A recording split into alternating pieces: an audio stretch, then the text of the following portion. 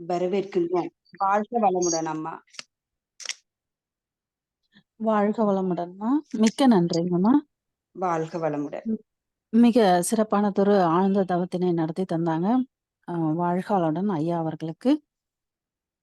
வாழ்க வையகம், வாழ்க வையகம், வாழ்க வையகம், வாழ்க வளமுடன். குரு புகழ் வாழ்க, குருவே துணை. இந்நிகழ்வினை இறைநிலையும் குருவருளும் சூக்குமமாக நிறைந்து சிறப்பித்து தருவாராக. இவ்வரிய வாய்ப்பை அளித்த நார்வே நாட்டு மனவளக்கலை மன்றத்திற்கும், நார்வே ஜூம் ஆன்லைன் நிகழ்வுகளை மிக சிறப்பாக நடத்தி வரும் நிர்வாகிகள் அனைவருக்கும் மற்றும் என்னுடைய நண்பர்கள் அனைவருக்கும் வாழ்க வளமுடன் என்ற வாழ்த்துக்களும் வணக்கங்களும் கூறிக்கொள்கிறேன். இந்நிகழ்வில் கலந்து கொண்டுள்ள சிந்தனை ஆற்றல் மிக்க இருபால் மெய்யன்பர்கள் அனைவருக்கும் வணக்கங்களும் வாழ்க வளமுடன் என்ற வாழ்த்துக்களும். நாம் இன்று சிந்திக்க இருக்கும் தலைப்பு அடக்கினால் அடங்குமா என்ற தலைப்பில்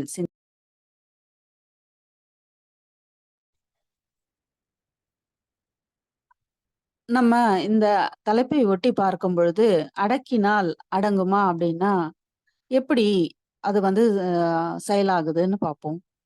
நம்ம மனிதராக பிறந்திருக்கிறோம். அதுதான் சொல்லுவாங்க, அரிது அரிது மானிடராய் பிறத்தல் அரிது, அதிலும் கூன் குருடு செவிடின்றி பிறத்தல் அரிது அப்படின்னுவாங்க. அப்போ அந்த வகையில மனிதராக நம்ம பிறந்துட்டோம். நம்மளுடைய வாழ்க்கை எப்படி அமைஞ்சிருக்கணும், மிக சிறப்பாக அமைஞ்சிருக்கணும் அப்படின்னா, நம்மளுடைய வாழ்க்கையை எவ்வாறு செம்மைப்படுத்தி கொள்வது அப்படின்னு ஆராய்ந்து பார்க்கும் பொழுது, நமக்குள்ள இருப்ப நிறை குறைகளை எல்லாம் உணர்ந்து கொள்ளும் பொழுதுதான் நம்ம என்ன முக்கியமா செய்யறோம் அப்படின்றத புரிந்து கொள்ளணும். ஆக மனிதன் அப்படின்னு பார்க்கும் பொழுது உடல், உயிர், மனம் ஒன்றினால் ஒன்று இணைந்துதான் இயங்க வேண்டும். உடல் என்று எடுத்துக்கொண்டால் உடல் நலம் அவசியம்தான். இதுல பாத்தீங்கன்னா உடல் கழிவுகளை அடக்கக்கூடாது. அடக்கினால் உடல் துன்பம் ஏற்படும் அப்படின்றாங்க. அதே போலதான் மனதிற்கும். மனதிற்கு நிறைய போட்டி, பொறாமைகள், மனதிற்குள்ளாக தேவையில்லாத கருத்துக்கள் எல்லாமே அடங்கி இருந்தா அது மனத்துன்பமாக மாறிவிடும். அப்போ எந்த ஒரு கழிவுகளையுமே நம்ம அடக்கக்கூடாது. அடக்கினால் நமக்கு துன்பம் தான் ஏற்படும். அதற்குதான் மகரிஷி அவர்கள் கூட சொல்லுவாங்க, நிறைய நமக்கு நல்ல கருத்துக்களை எல்லாமே கூறி எப்பொழுதும் விடாமுயற்சியுடன் உழைக்கணும் அப்படின்னுவாங்க. இப்போ அதற்கு நம்ம அடக்கக்கூடாத கழிவுகள் 14 கூறியிருக்காங்க. அதுதான் மகரிஷி அவர்கள் அதை தொடர்ந்து நமக்கு வலியுறுத்துவாங்க.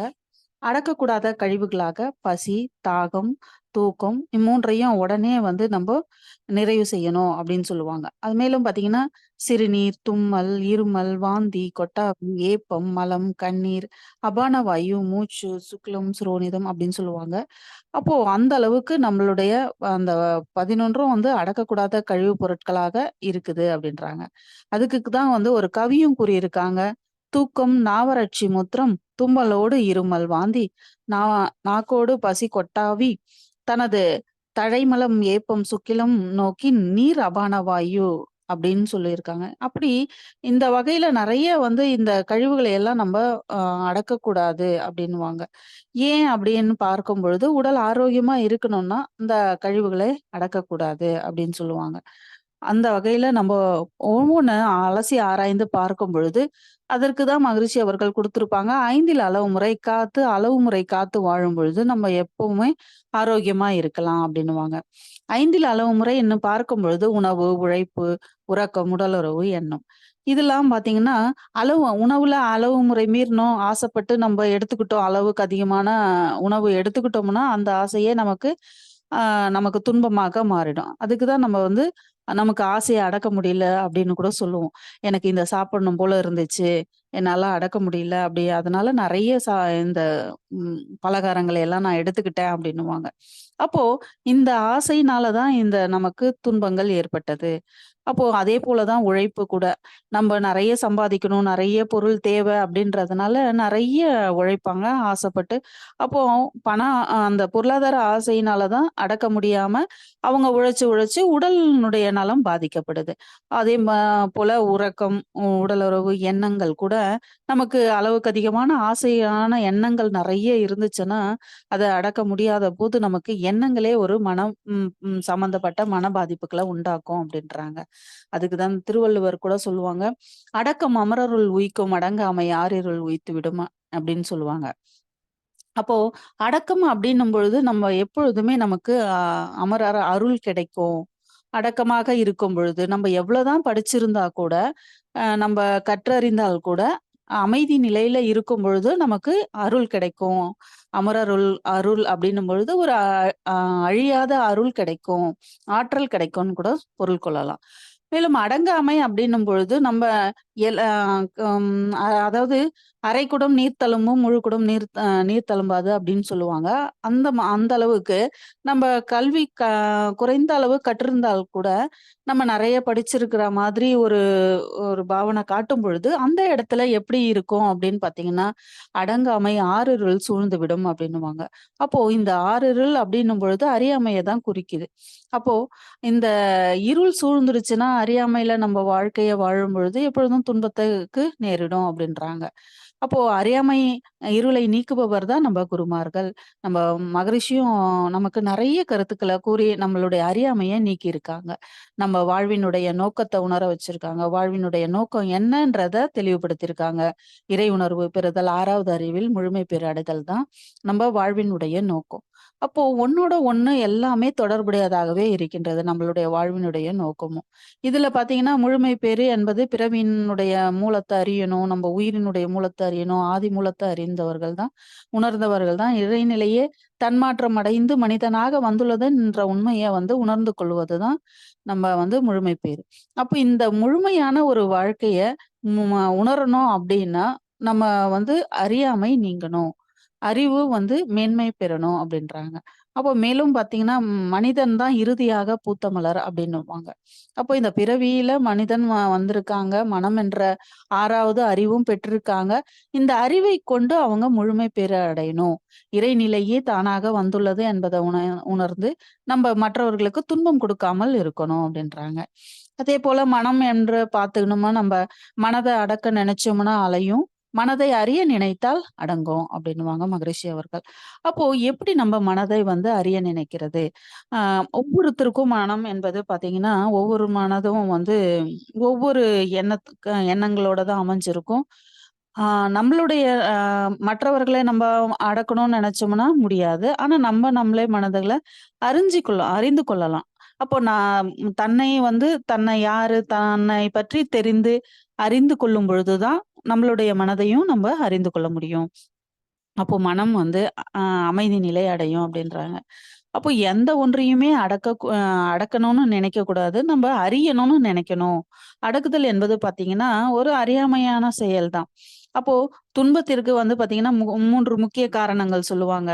அது என்னன்னு பார்த்தீங்கன்னா, அறியாமை, அலட்சியம், உணர்ச்சி பயம். அப்போ இந்த 3 விஷயங்களும் அடக்குமுறைகள்லயும் இருக்கு. இப்போ நம்ப பிறர அடக்கணும் அப்படின்னும்போது, அறியாமையில நம்ப மற்றவர்கள அடக்கணும்னு நெனைச்சோம்னா, அதுவும் துன்பம் தான் ஏற்படும். மேலும் அலட்சியம் மற்றவர்களை நம்ப அடக்கி, அலட்சியப்படுத்தி, அவங்கள அடக்கி அவங்கள ரொம்ப தொந்தரவு செய்றோம் அப்படின்னு நெனைச்சாலும், நமக்கும் பிறருக்கும் துன்பம் தந்துகிட்டே பாவ செயல்கள் தான் அமையுது. அப்போ அதே மாதிரி ஒரு உணர்ச்சி வயத்துல ஒரு அடக்குமுறை பண்றோம் அப்படின்னா, அந்த ஒரு செயலும் மற்றவர்களையும் பாதிக்கும். நமக்கு ஒரு பதிவுகளாகவும், தீய பதிவாக அமைந்துவிடும். அப்போ ஒரு அடக்குமுறை, ஆ அடக்குதல் அப்படின்னு பார்க்கும் பொழுது, அந்த ஒரு அறியாமையில செய்யறதாகட்டும், அலட்சியப்படுத்தி செய்யறதாகட்டும், உணர்ச்சி நிலையில மற்றவர்கள அடக்குறது அப்படின்னு செஞ்சாலும், அது ஒரு பாவமாக அமைஞ்சது. தீய பதிவாகவும் அமையுது. அப்போ அதுல இருந்து நம்ப என்ன செய்யறது அப்படின்னு அறிந்து கொள்ள வேண்டும். உணர்ந்து கொள்ள வேண்டும். அப்போ ஒரு அமைதியான நிலையில நம்ப வாழணும் அப்படின்னா, இந்த அடக்குமுறை இல்லாம, அறிந்து கொண்டால் நம்ம உ உணர்ந்து இறைநிலை உணர்வோட நம்ம செயல்கள் ஆற்றணும் அப்படின்றாங்க. எண்ணம் தான் சொல்லாகுது, சொல்லு தான் செயலாகுது. அப்போ நம்ம செயல்பாடுகள் எவ்வாறு அமைஞ்சிருக்கணும் அப்படின்னு பார்த்தீங்கன்னா, நல்ல சிறப்பான முறையில நம்ம செயல்பாடுகள் அமைய வேண்டும். அப்பொழுதுதான் நல்ல விளைவுகளை தரும். நல்ல ஒரு விளைவுகள் தரும் பொழுது தான் வாழ்க்கையும் நல்ல ஒரு வாழ்க்கையாக அமையும் அப்படின்றாங்க. அப்போ இது எல்லாமே துன்பத்திற்கு வழிவகுக்குது அப்படின்னா, அடக்குமுறை அப்படின்னும் பொழுது, நமக்கு வந்து துன்பத்துக்கு வழிவகுக்குது. அப்போ அதிலிருந்து விடுபடுவது எவ்வாறு? அறியாமைன்னு பார்க்கும் பொழுது, நம்ம அறிவுபூர்வமாக உணர்ந்து கொள்ளணும். எந்த ஒன்றையுமே அலட்சியப்படுத்தக்கூடாது. உணர்ச்சி வயப்படக்கூடாது. இது எல்லாமே நம்ப பொறுமையாக, நிதானமாக செய்யணும் அப்படின்னா, அதற்கு வந்து மகரிஷி அவர்கள் கூறியது போல, நமக்கு தவங்கள் உறுதுணையாக இருக்கும். உடற்பயிற்சி, காயகல்ப பயிற்சியும் நமக்கு உறுதுணையாக இருக்கும். அகத்தாய்வு பயிற்சிகள் மென்மேலும் உறுதுணையாகவும் இருக்கும். நம்ப ஒவ்வொருவரும் இத அலசி ஆராயணும். இத உணர்ந்தால் தான் குடும்பத்திலயும் அமைதி நிலவும். இப்போ அந்த அளவுக்கு தனிமனித அமைதி, குடும்ப அமைதி கிடைக்கணும் அப்டின்னா, நம்ப உணர்ந்து செயல்களை ஆற்றணும். மேலும் பார்த்தீங்கன்னா, ஐவகை கடமைகள் அப்படின்னு பார்க்கும்போது, தான், குடும்பம், சுற்றம், ஊரார், உலகு அப்படின்னு பார்க்கும் பொழுது, இந்த கடமையை ஆற்றோன்ற பேர்ல நம்ம பிறரை கூட அடக்குமுறை செய்யக்கூடாது. நீங்க இப்படி செய்யணும், அப்படி செய்யணும் அப்படின்ற மாதிரி நம்ப அ அடக்குதல் கூடாது. அப்போ அ அதை வந்து அறிந்து கொள்ள வேண்டும். ஒவ்வொருவரும் தன்னுடைய கடமைகள் என்ன அப்படின்றத உணர்ந்துகிட்டாங்கன்னா, அவங்களே அந்த செயல்களை எல்லாமே நல்ல முறையில செயல்கள் ஆற்றுவாங்க.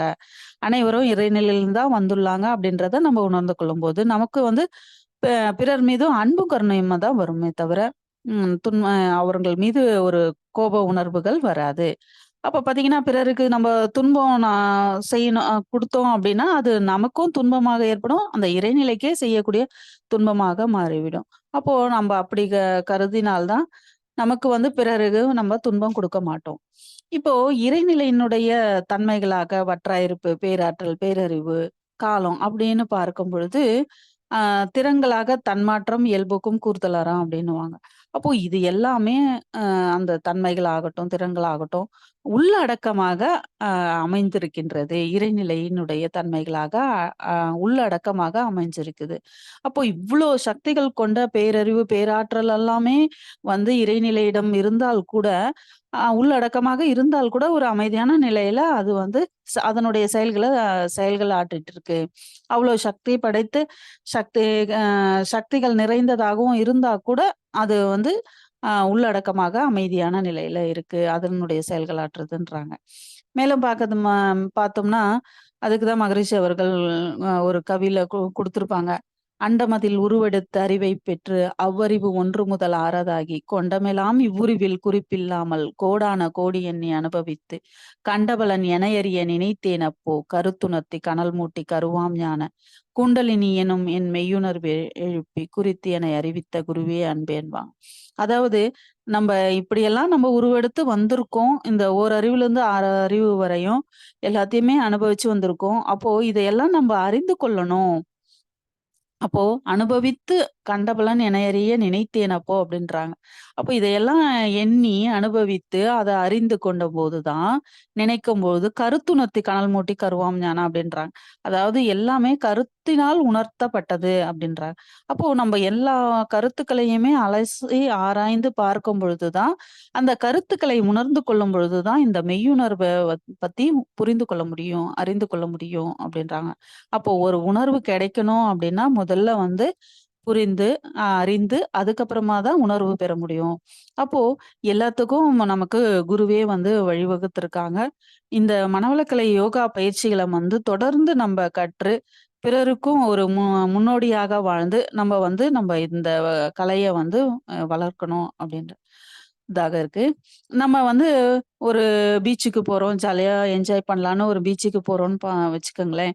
அங்க பார்த்தீங்கன்னா, ஆர்ப்பரித்து ஒரு கடல் அலைகள்லாம் வருது. அத பார்த்து ரசிக்கிறோம். அப்போ அப்படியே பொங்கிட்டே வருது. அப்போ ரசிச்சு பார்த்துட்டே இருக்கோம். அப்போ என்ன நடக்குது? அப்போ நம்ம நெனைக்கிறோம், இந்த கடல் அலை இப்படி ஆர்ப்பரிச்சு வந்துட்டே இருக்கே அமைதி இல்லாம. இது அமைதியா இருந்தா எவ்ளோ நல்லா இருக்கும் அப்படின்னு யோசிக்கிறோம். அப்போ அதுபோல நம்மளும் ஒவ்வொரு மனிதருக்குள்ளேயும் புலன் மயக்கத்தினாலயும், பொருள் மயக்கத்தினாலயும் மயங்கி, ஆசைகள அடக்க முடியாம இருக்கிறோம். அப்போ அந்த அளவுக்கு நெறைய பேருக்கு துன்பங்கள் தந்துட்டு, தன்முனைப்போட அதிகாரங்கள் செஞ்சுட்டு இருக்காங்க. அப்போ இவங்க இந்த மனிதர்கள் எல்லாருமே வந்து இந்த அமைதியோடும், இந்த புலன் மயக்கம் இல்லாமல், பொருள் மயக்கம் இல்லாமல், ஆசைகள வந்து அறிந்து சீரமைத்துக் கொண்டாங்கன்னா, வாழ்க்கையில நல்லா மகிழ்ச்சியாக இருப்பாங்க. அதுக்கு தான் மகரிஷி அவர்கள் சொன்னபடி ஆசை சீரமைத்தல் பயிற்சிய முறையோடு செய்து வரும்பொழுது, எ அ எல்லாருமே செஞ்சு வந்தாங்கன்னா எவ்ளோ நல்லாருக்கும். எவ்ளோ மகிழ்ச்சியாக வாழலாம். அப்போ அந்த அளவுக்கு நம்ம பயிற்சிகள வந்து தொடர்ந்து செய்ய செய்ய, மேலும் நெறைய அன்பர்களுக்கு இந்த பயிற்சிகள கொண்டு செல்லணும். அப்பதான் அறிந்து கொள்ள முடியும் அப்டின்றாங்க. அப்போ ஒவ்வொரு பயிற்சியுமே ரொம்ப முக்கியத்துவம் வாய்ந்ததாக அமைஞ்சிருக்குது. இந்த அகத்தாய்வு சப்ஜெக்ட்லயே நமக்கு வேதாத்ரி மகரிஷி அவர்கள் நமக்கு எண்ணம் ஆராய்தல், ஆசை சீரமைத்தல், சினம் தவிர்த்தல், கவலை ஒழித்தல், நான் யார் அப்படின்னு சொல்லுவாங்க. இந்த ஒவ்வொரு தலைப்பும் ஒவ்வொரு முத்துக்களாக அமைஞ்சிருக்கு. இந்த கருத்துக்கள் அனைத்து மக்களிடம் சென்று சேரும் பொழுது தான், அனைத்து மக்களும் வந்து மிக சிறப்பாக வாழ முடியும். அது அதேபோல சினத்த அடக்க நெனைச்சோம்னா, அ நம்ம அடக்க முடியுமா? அப்படின்னா அடங்காது. அது அலைஞ்சிட்டே இருக்கும்.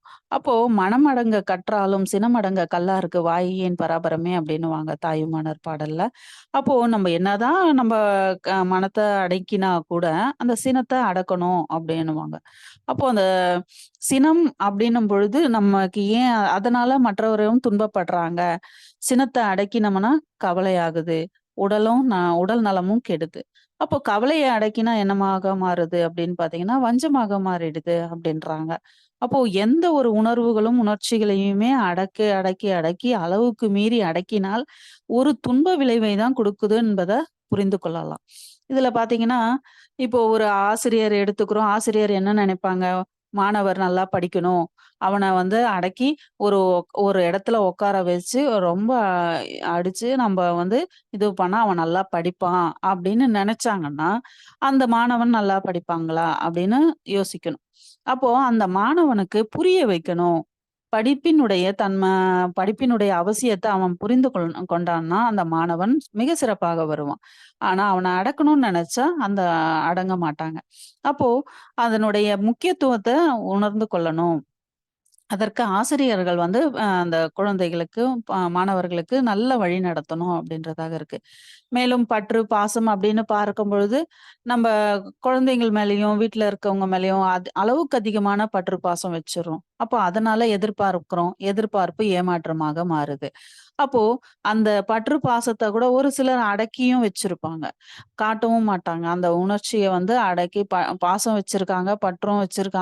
அத அடக்கி, அடக்கி உள்ளுக்குள்ளேயே வச்சிருக்கும் பொழுது, அப்போ இறுதி காலத்துல என்ன சொல்லுவாங்கன்னா, "நான் இவ்ளோ பாசம் வச்சிருந்தேன்.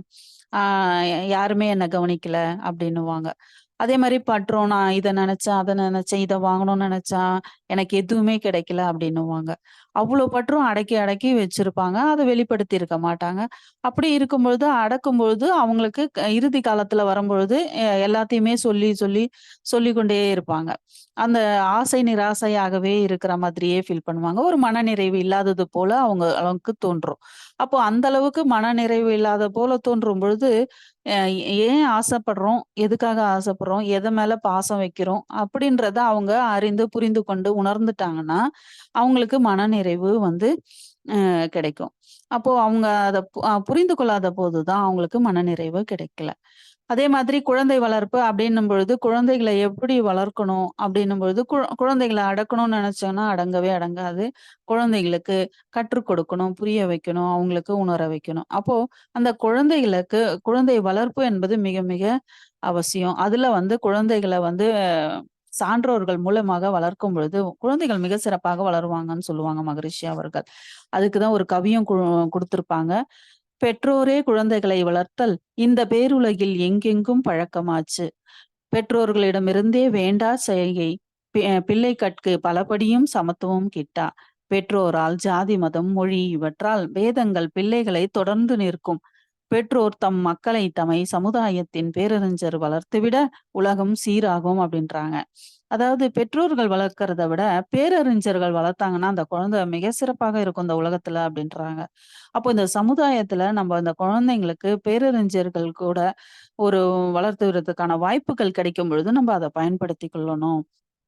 நம்ம பல கோடி ஆண்டுகள் லட்ச ஆண்டுகளாக இந்த மனித பிறவி வந்திருக்குது.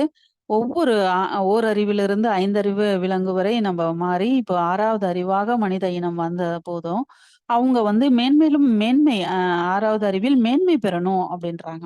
அப்போ 6வது அறிவு வளர்ச்சி பெற்றாலும் கூடி வாழ்ந்து ஒற்றுமையுடன் நல்ல ஒரு சுமூகமாக, அமைதியாக வாழணும்.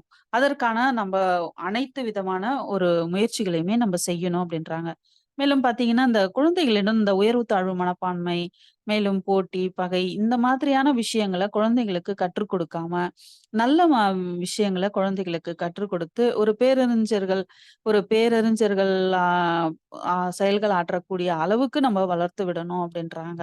அந்த நிலையில வரும்பொழுது தான், உயர்வு தாழ்வு மனப்பான்மை இல்லாம வாழும்பொழுது தான் உலகம் வந்து ஒன்றுபட்டு சீர்மை பெறும் அப்படின்றாங்க. அந்த சண்டை, போர், பகைகள் எல்லாம் இருக்காது. போட்டி பொறாமைகள் இருக்காது அப்படின்றாங்க. அப்போ நம்ம குழந்தை வளர்ப்பு அப்படின்போது குழந்தைகள அடக்கி, அவங்கள அமைதி இல்லாம ஆக்கி அப்படி பண்ணணும் அப்படின்னு நினைக்காம, குழந்தைகள் சுதந்திரமாக, அமைதியாக, சந்தோஷமாக, மேலும் அந்த குழந்தைகளுக்கு புரிய வைத்து, அந்த குழந்தைகளுக்கு அனைத்து நல்ல விஷயங்களை, நல்ல கருத்துக்களை கூறி நம்ம வளர்க்கணும். மேலும் இந்த குழந்தையை வளர்க்க வளர்க்க தான் நம்ம குழந்தைகள் தான் பெரியவர்களாக இந்த சமுதாயத்தினுடைய சொத்துன்னு கூட சொல்லுவாங்க குழந்தைகள. அப்ப அந்த அளவுக்கு நம்ம இந்த குழந்தைகள வளர்க்கிறத விதம் வந்து நல்ல முறையில அமைஞ்சிருக்கணும். அப்போ குழந்தைகள அடக்கணும்னு நினைக்கக்கூடாது. அப்போ மேலும் பார்த்தீங்கன்னா, உடல் தேவைகள அப்படின்னு பார்க்கும்பொழுது, உடல் தேவைகளை அடக்கினா நம்ப அடங்குமா? ஆ அடங்குமா அப்படின்னா, கூடாது. உடல் தேவைகள் வந்து மிக மிக அவசியம். அளவு முறை காத்தா அது அடங்கும் அப்படின்னுவாங்க. அப்போ உடல் தேவைகளை பார்த்தம்போது, உடல் தேவைகளை நம்ப அளவு முறையோட கு அ தரணும் அப்படின்றாங்க. இப்போ உடல் தேவைகள்னா என்ன அப்படின்னு பார்க்கும்பொழுது, பசி, தாகம் ஆகியவற்றால் ஏற்படும் தேவைகள். மேலும் வெப்ப, தட்ப மாறுதல்கள் ஏற்படும் தேவைகள், உடல் கழிவுப் பொருட்களை உந்து வேகத்தின் விளைவால் ஏற்படும் தேவைகள் அப்படின்னுவாங்க. அப்போ இந்த அளவுக்கு நம்ம உடல் தேவைகளையுமே நம்ப அ அடக்கக்கூடாது. அத வந்து தேவைகளை பூர்த்தி செய்யணும் அப்படின்றாங்க. அப்போ தேவைன்னு வரும்பொழுது நமக்கு அ அடக்கக்கூடாது அப்படின்றாங்க. எது தேவை, தேவையில்லை என்பத பிரிச்சு தான் நம்ம வந்து பகுத்து பார்க்கணும். அப்போ அ அடங்கினால் அடங்குமா அப்படின்னா, எ எப்படி நம்ப வந்து வாழ்க்கையில வந்து ஒவ்வொரு விஷயத்தையுமே அலசி ஆராய்ந்து பார்க்கணும் அப்படின்னு பார்க்கும் பொழுது, எதெல்லாம் தேவை, எதெல்லாம் தேவையில்ல. எதெல்லாம் அடக்கணும், எதெல்லாம் அடக்கக்கூடாது. அப்படின்றத முதல்ல புரிந்து கொள்ள வேண்டும். தேவைன்னு வரும்பொழுது அடக்கக்கூடாது. தேவையில்லாதவற்றை அடக்கணும். அப்போ நம்ப ஒரு விஷயத்த வந்து நல்லா புரிந்து கொள்ள வேண்டும் நம்ப. மகரிஷி அதான் ஒண்ணு சொல்லுவாங்க. "மனத வந்து அடக்கக்கூடாது. அடக்கினால் அலையும். ஆ அதை அறிந்தால் அடங்கும்" அப்படின்னுவாங்க. அப்போ அந்த அளவுக்கு நம்பள ஒவ்வொரு விஷயங்களையுமே நம்ப அறியணும். அப்போ அறிந்து கொள்ளும் பொழுது தான் நம்ம வந்து நம்மளுடைய மனதுல வந்து மன அமைதி, மன நிறைவு, மன க அ ஒரு ஸ் அ து இன்பங்களுக்கெல்லாம் கிடைக்கும். ஒரு பேரின்ப நிலைய அடையலாம் அப்படின்றாங்க. அந்த அளவுக்கு நம்ம இந்த ஒரு கருத்துல வந்து நம்ம எப்பொழுதும் வந்து வாழ்க்கையில சீர்தூக்கி நம்ம மேன்மை பெறணும் அப்படின்னா, நம்ம வாழ்க்கைய மேன்மேலும் உயர்த்திக் கொள்ள வேண்டும், முன்னேற்றம் கொள்ள வேண்டும் அப்படின்னா, நம்மளுடைய வாழ்க்கையை எவ்வாறு சீரமைத்துக்கணும் அப்படின்றத வந்து நம்ம சிந்தித்து பார்க்கணும். அந்த அளவுக்கு இந்த தலைப்பை ஒட்டி நிறைவு செய்து கொள்கிறேன். வாழ்க வளமுடன். இத்துடன் இந்த சிந்தனையை நிறைவு செய்கிறேன். வாழ்க வளமுடன். வாய்ப்பளித்த அன்புள்ளங்கள் அனைவருக்கும் நன்றி. வாழ்க வளமுடன்.